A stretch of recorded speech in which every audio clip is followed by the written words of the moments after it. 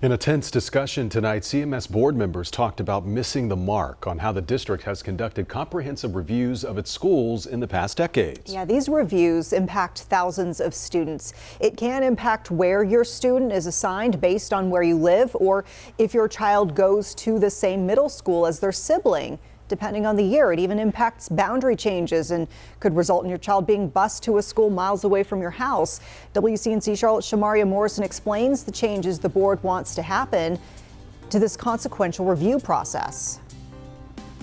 At Tuesday night's board meeting, CMS talked about where it's failed in having a true comprehensive review for its schools in the past few years. It's not comprehensive. What's happening in South County is going to affect the whole district. Hundreds of parents have pushed back in the past few weeks on changes to school boundaries and feeder patterns in South County schools due to overcrowding, partly leading to this discussion. I'm concerned because I don't have, me as an individual board member, I don't have a clear picture still, and I know we're talking about this, of what comprehensive means. The district uses three main data points to guide its decisions on changes to boundaries and feeder patterns: overall socioeconomic levels of schools, the capacity of students in that school, and the utilization of schools, meaning how many classrooms are available versus students there.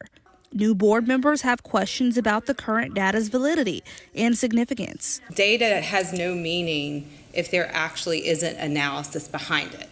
It's just a bunch of numbers. All board members have problems with the lack of data available countywide. I have schools that are at 150% capacity and schools that are at 80% of utilization.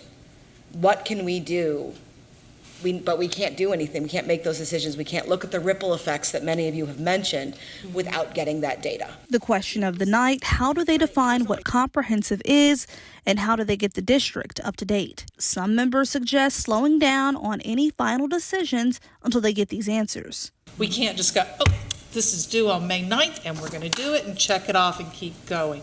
And that's what's gotten this board in trouble in the past.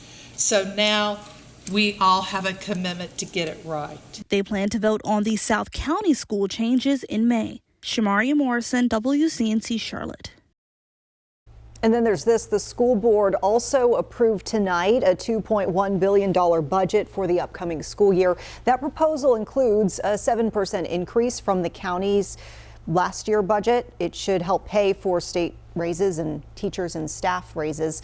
This is separate, by the way, from the nearly $3 billion bond request CMS asked for earlier in the year. That would go towards several improvements across dozens of CMS campuses.